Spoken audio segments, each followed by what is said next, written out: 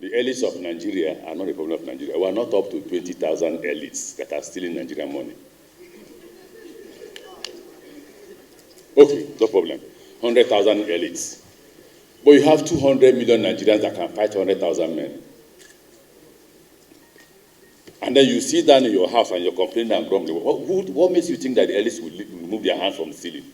If all you do is sit down in your house and grumble and organize one small lecture on how you're feeling. Who told you the elites don't know how you're feeling? They know how you're feeling. They know you're not happy. If they don't know, you will not see them in their girlfriend's house after 6 p.m. You know why? Because they are running away from you. They are scared. But you are helpless, not because the elites want you to be helpless. You are helpless because you make yourself what? Helpless. So why are we gathering here? What survey? No matter the survey you bring out today, the elites already know that. I was once a governor. The moment I see robbery, kidnapping, I know that there is no money in the society. So Commissioner for Finance pay contractors, pay those who are owing. When he pay, what happens? He pays his workers, he pays these people who have suppliers who have supplied him goods. They in turn go to the market, they buy goods, they pay the tailor, they pay the doctor, the money goes around, and then the crime wave will reduce. I had that board in my office, I checked it regularly.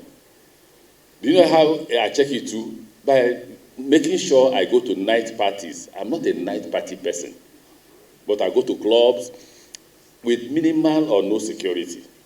So I test if my life is under threat, then there is danger, there is problem. What's the problem? Economy. Okay, when you tell people, TINUBU, you say TINUBU was not elected by them. So what did you do? What did you do? The same elites who rigged the election are on the street. What have you done? No, for Christ's sake, until Nigerian citizens stop blaming the elites, nothing will change in Nigeria. Absolutely nothing. The next election may come and go, and somebody puts himself in power. You say, no worry, I'll be only 4 years. After 4 years, he will go. He will come and say 8 years. Nothing will happen. In fact, if one madman comes and says, I want to do life presidency, you will do nothing.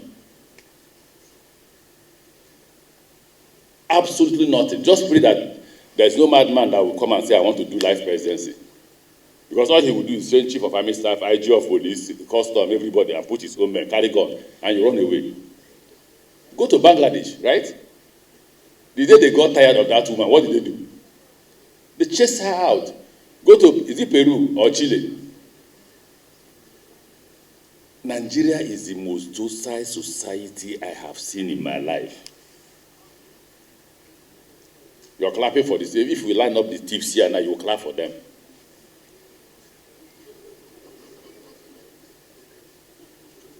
You know, I told my wife, I want to Jabba. If I want to Jabba, I won't Jabba like you people. They will give me official visa to come and stay in their country, any country. She says, no, I can't leave Nigeria. Because Nigeria is lovable. It's lovely. I mean, if you go back to when we were students. And the last time this country saw something that looks like revolution was when we were students, 1983 to 87. Who were the people that fought the military government? Not you. It's not you.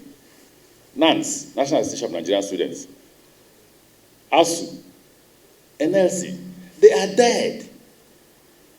Imagine them arresting somebody who says he was NANS president. In our time, he arrests our president. All the universities in the country will be on strike. If we say tomorrow there is protest and you are coming from town in a taxi, a girl or a boy, they will first of all almost beat you up before we talk about the government. So everybody must participate. Okay, so we pushed away the military. Clap for ourselves. Not you, don't clap for yourself. I say clap for myself because I was part of it. And we brought in the politicians. The politicians have shown that they are worse than the military. The military stole money, but they were mindful of how much they were stealing. And they were not showing the public we were stealing. They were denying, were they not? They were not driving Jaguar. They were not driving Rolls Royce. Now they don't use 504. They don't even use ordinary Toyota cars that are official cars that we use.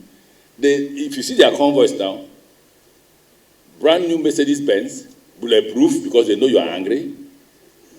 Jaguar, Rolls Royce, nobody stops them, for Christ's sake.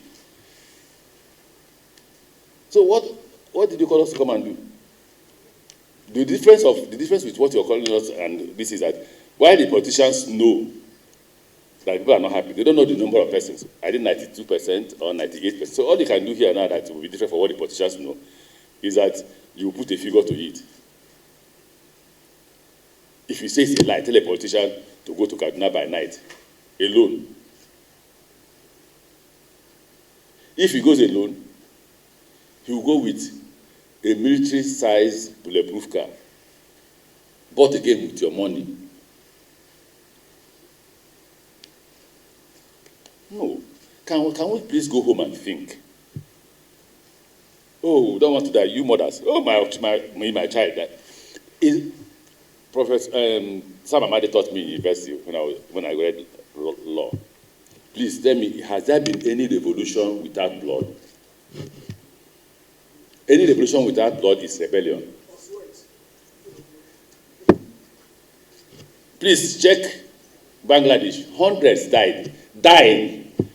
You kill 50 today, they carry the body, go and bury. The next day, early morning, all of them come out. When the woman saw that more persons wanted to die, what happened? She ran away. The same with Peru. Kenya.